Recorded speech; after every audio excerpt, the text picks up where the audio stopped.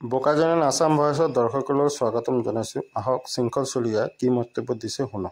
এতিয়া প্ৰশ্নবিলাক অসমত এনেকুৱা ধৰণৰ কৰিব লাগিব। তাত এগৰাকী অনা অসমীয়া মহিলাই কৈছে ফ্ৰী খানা খানে কে লিয়ে আয়া হে। এতিয়া কথাটো হৈছে এইটো অসমীয়া জাতি সত্তাটোক তাই ভেঙুচালি কৰিছে।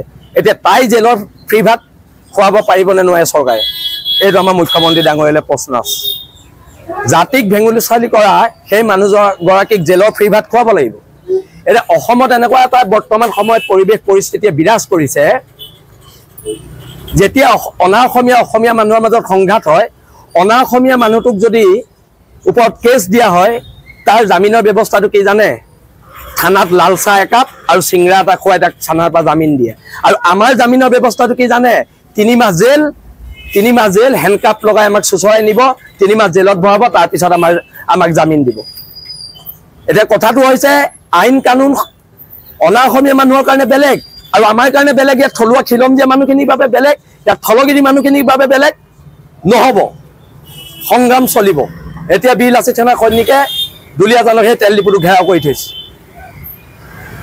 আমাৰ মুখ্য সচিব ৰন্টু পানী ফুকন, হৰকুমাৰ গগৈ, ডিব্ৰুগড় আৰু তিনিচুকীয়া জিলা সমিতিৰ নেতৃত্বত, হেমন্ত বৰাৰ নেতৃত্বত বৰ্তমান তাত তেল ডিপুটো ঘেৰাও কৰি ৰখা হৈছে। এতিয়া সৎ সাহস দেখুৱাওক চৰকাৰে, তেল ডিপু চিল কৰি দিয়ক, সেই মহিলাগৰাকীক এৰেষ্ট কৰক। সেই মহিলাগৰাকীক এৰেষ্ট কৰিব লাগিব। কোন তাই আমাক ইয়াত আহি ধমকি লগাই কথা ক'বলৈ? তাই বাপেকৰ ঘৰ নি এইখন? তাই মতে নচলিব। আৰু তাই মতে যদি চৰকাৰ চলে, এইখন চৰকাৰ থকাতকৈ নথকাই ভাল।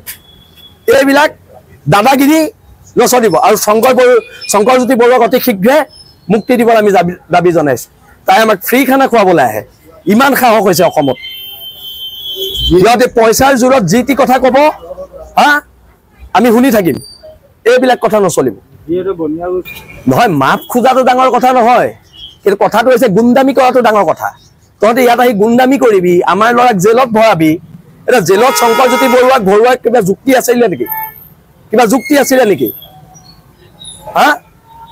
আজি এজন এপেচ বেংকৰ মানুহে এটা নিউজ চেনেলত আহি মুকলিকে কৈ গ'ল কোন মন্ত্ৰীক কিমান টকা দি হেৰি কৰিছিলে, কিন্তু তেওঁলোকৰ বিৰুদ্ধে ব্যৱস্থা নহ'লে শংকৰজ্যোতিয়ে তাত না মাৰপিট কৰা কিবা ভিডিঅ' আছে, না কিবা আছে।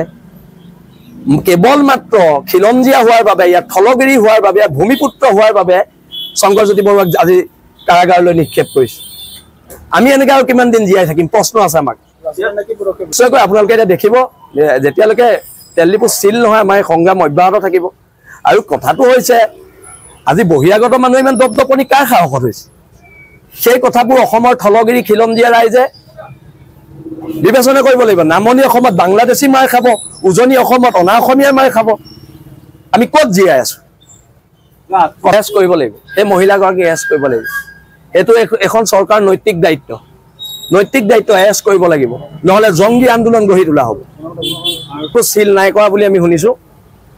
তেল ডিপু চিল কৰিবলৈ বৰ্তমান দাবী উত্থাপনে হৈছে। কিছুমানে ভুৱা বাতৰি প্ৰচাৰ কৰিছে বুলি শুনিছোৱে, সত্যও হ'ব পাৰে। মই যিহেতু এতিয়া দুলীয়াজানত নাই, কিন্তু কথাটো স্পষ্ট, সেই মহিলাগৰাকীক এৰেষ্ট কৰিব লাগিব, তেল ডিপু চিল কৰিব লাগিব, আৰু মহিলাগৰাকীক জেলৰ ফ্ৰী ভাত খুৱাব লাগিব। অসমীয়া জাতিক তাই ফ্ৰী ভাত খুৱাবলৈ আহে, তাইকো জেলৰ ফ্ৰী ভাত খুৱাব লাগিব।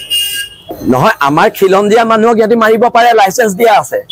খিলঞ্জীয়া মানুহক মাৰিলে মই কৈছো নহয়, থানাত একাপ লাল চাহ আৰু এটা চিংৰা খুৱাই জামিন দিয়ে। কিন্তু আমাৰ ল'ৰাই তেল ডিপুত সোমাই ধমকি এটা লগালেও আমাৰ ল'ৰাক 3 মাহ জেল দিয়ে। এইবিলাক গণতন্ত্ৰত নচলিব। সকলো পক্ষ সমান হ'ব লাগিব, আৰু যদি সমান নকৰে তেতিয়াহ'লে কিন্তু উজনি অসমৰ জনতাই বেলেগ মেণ্ডেট দিব। সকলো নিয়মে উলংঘা হৈছে। মই কৈছো নহয়, বহিৰাগতভাৱে কোনো নিয়ম নাই। নিয়ম কেৱল আমাৰ ভূমিপুত্ৰ থলুৱা মানুহখিনিৰ কাৰণে আছে। বহিৰাগত মানুহে অসমত অবাধভাৱে চোৰাং কাম কৰিবলৈ, অসমীয়া মানুহক মাৰপিট কৰিবলৈ লাইচেঞ্চ দিয়া আছে চৰকাৰে। আমি আজি ক্ষোভিত, আমি আজি দুখিত। কিন্তু এটা কথা, সেই অনা অসমীয়া মানুহখিনিকো কৈ দিছো, আমি কিন্তু নপুংসক জাতি নহয়, আমি এটা জীয়া জাতি হয়। যদি প্ৰত্যাক্ৰমণ হয়, ভয়ানক প্ৰত্যাক্ৰমণ হ'ব। কিন্তু সেইকাৰণে সাজু থাকক সকলো। মই কৈছো নহয়, সকলো কেছ আমাৰ বিৰুদ্ধে হ'ব, ইয়াত থলগিৰি মানুহখিনিৰ বিৰুদ্ধে হ'ব, সিহঁতৰ বিৰুদ্ধে একো নহয়। সেইকাৰণেতো আজি ইমান চল পাইছে। আৰু মই সেইকেইজন পুলিচ অফিচাৰকো কৈছো, যিকেইজন পুলিচ অফিচাৰে নেতাৰ কথা মতে উঠা বহা কৰে, আপোনালোক যদি ৰিটায়াৰ হয়, ৰিটায়াৰ হোৱাৰ পিছত আপোনালোকৰ ল'ৰা ছোৱালীক যদি কোনোবাই আক্ৰমণ কৰে, তেতিয়া এই অনা অসমীয়া এটাও নাহে, আমিয়ে যাব লাগিব। এইটো কথা মনত ৰাখিব। এই কথাটো বিশেষকে খিলঞ্জীয়া পুলিচসকলে মনত ৰাখিব, ইয়াৰ থলগিৰি পুলিচসকলে মনত ৰাখিব। আপোনালোকে আমাৰ ওপৰত বৰ্মতা দেখুৱাই আছে, কিন্তু আপোনালোকৰ পৰিয়ালৰ ওপৰত যেতিয়া বিপদ আহিব, কাষত কিন্তু আমিয়ে থাকিম। তেতিয়া কিন্তু আপোনালোকৰ ওচৰত না এই চৰকাৰৰ মানুহকেইটা থাকিব, না আপোনালোকৰ ওচৰতে অনা অসমীয়া মানুহকেইটা থাকিব। থাকিব বীৰ লাচিত সেনা অসম নামৰ এই সত্তাটোহে।